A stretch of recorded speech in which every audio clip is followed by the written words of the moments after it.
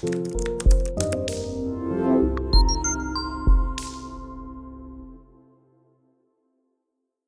le cadre de son initiative intitulée « Briser les coutumes rétrogrades pour une sécurité inclusive », l'Union des femmes des médias pour la paix au Sud du Sud Kivu, IFMP ASBEL, soutenue par Search for Common Ground, a organisé une session de formation de 2 jours consacrée aux droits des femmes et aux lois les protégeant. L'atelier qui s'est déroulé du mercredi 2 au jeudi 3 octobre 2024 dans la salle des réunions de la police nationale congolaise PNC Uvira a rassemblé des autorités coutumières, militaires, policières, des religieux ainsi que des jeunes et des femmes de différentes organisations. Cette initiative, selon la coordonnatrice de l'IFMP, vise à renforcer l'inclusion des femmes dans tous les secteurs en brisant les coutumes rétrogrades qui freinent leur participation. L'accent a été mis sur l'héritage, souvent source de marginalisation, et sur la promotion de l'implication des jeunes filles dans les différents domaines dont les forces de l'ordre et la fonction publique. Ces efforts tendent à surmonter les barrières sociales et culturelles qui empêchent les femmes de contribuer pleinement au secteur clé de la société, a souligné Joséphine Mongoubi dans une interview accordée à Averticom. Nous sommes là pour une activité de 2 jours, comme vous venez de le dire. C'est une formation sur les droits des femmes et les lois relatives. Une formation qui a réuni les autorités politico-administratives, coutumières et religieuses, mais aussi il y a les autorités, les femmes leaders et les jeunes leaders. Et la formation a été organisée dans le cadre de voir comment à notre niveau nous pouvons renforcer les capacités de ces participants par rapport à ce qu'on a eu à identifier dans la ville d'Uvira, dans la province en général.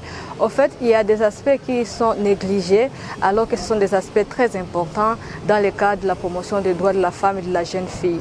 Il y a certaines choses que nous négligeons, il y a des normes sociales, il y a certaines coutumes rétrogrades qui pèsent encore sur la jeune fille, qui pèsent encore sur la femme, et ça fait à ce que ces dernières n'arrivent pas à s'épanouir. C'est pourquoi nous, on a pensé qu'avec cette formation, le fait de renforcer les capacités des autorités, pour que les autorités sachent d'abord quels sont les droits des femmes, quelles sont les lois relatives en RDC, ça peut arriver à alléger la tâche à ces femmes et filles qui sont marginalisées dans la communauté. En fait, il y a des droits sur l'éducation, il y a une avancée, mais on n'y est pas encore.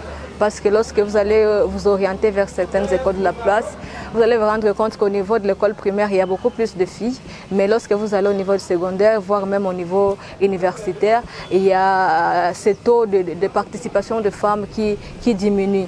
Et ça, c'est suite à certaines normes, c'est suite à certaines croyances qui font à ce que la femme n'arrive pas à jouir son droit à l'éducation comme il faut. Il y a tant de droits qui ne sont pas respectés. Et nous, à notre niveau, en tant qu'Union des femmes des médias pour la paix, on s'est dit à travers notre projet Briser les coutumes rétrogrades pour une sécurité inclusive, de voir comment nous pouvons lutter sur cet aspect pour rassurer et arriver à contribuer pour que la fille jouisse comme il faut à ses droits. Les autorités coutumières, militaires et policières présentes à la formation ont pris des engagements importants. Elles se sont engagées à sensibiliser les chefs de groupement et les chefs de village sur l'héritage, un domaine où les femmes sont souvent désavantagées. Elles ont également décidé de promouvoir l'adhésion des jeunes filles aux forces de sécurité et à la fonction publique, un pas crucial vers l'émancipation des femmes. Les jeunes participants à l'atelier se sont engagés à promouvoir le respect des femmes en tant que partenaires égaux et privilégiés. Ils ont décidé de vulgariser les textes des lois protégeant les droits des femmes et de dénoncer les abus commis à leur égard. En outre, les jeunes se sont engagés à surveiller activement l'application des lois relatives aux droits des femmes. Pour les représentants religieux, ils se sont engagés à restituer les acquis de cette formation et sensibiliser les chrétiens, surtout les femmes, sur l'importance du respect des droits de la femme et la lutte contre les pratiques néfastes.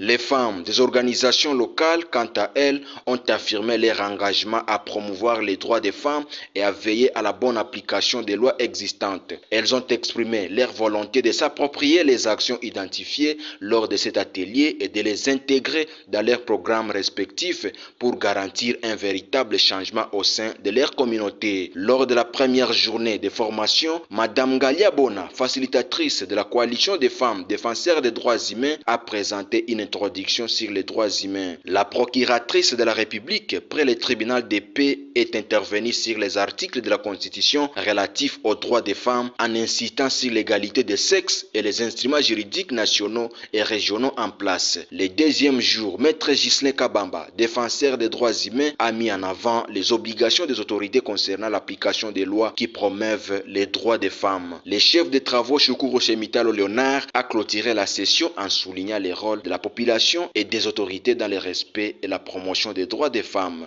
Ce que nous pouvons dire, c'est qu'on ne peut pas tout changer directement. Le changement, c'est un processus. Mais également, nous pouvons dire que l'engagement de la population à faire respecter, à faire sensibiliser, à faire promouvoir les droits des femmes, mais aussi nous pouvons appeler les autorités coutumières à s'adapter. On ne peut pas dire qu'on va tout quitter parce qu'il y a des valeurs, il y a des normes qui maintiennent l'ordre social. Et ça, on ne peut pas tout abolir. Mais nous devons quand même se situer au milieu. Nous devons avoir la capacité de s'adapter. Nous sommes dans une société qui est en mutation, qui est en dynamisme. Et nous devons s'adapter. Et les femmes ne doivent pas souffrir toujours sur les interdits négatifs. Comme nous l'avons dit d'ailleurs, il y a certaines normes qui ne favorisent pas l'émancipation de la femme, notamment que la femme ne peut pas parler en public, la femme ne peut pas être chef d'équipe, la femme ne peut pas manger certains aliments. Vous sentez qu'il y a des normes qui, bien sûr, ne favorisent pas l'émergence ou le développement de la femme, mais qui continuent à bloquer cette femme. Et voilà, les normes, les valeurs, on doit les respecter, mais nous devons tenir compte de cette émergence ou cette émancipation de la femme dans ces valeurs culturelles. Cet atelier de 2 jours organisé par l'UFMP HBL marque une étape significative vers une société plus inclusive où les femmes peuvent jouir de leurs droits et participer pleinement à la sécurité et au développement de leur communauté. Les engagements pris par les autorités, les jeunes, les religieux et les femmes des organisations locales laissent espérer un avenir plus égalitaire dans la région du sud de la province du Sud Kivu.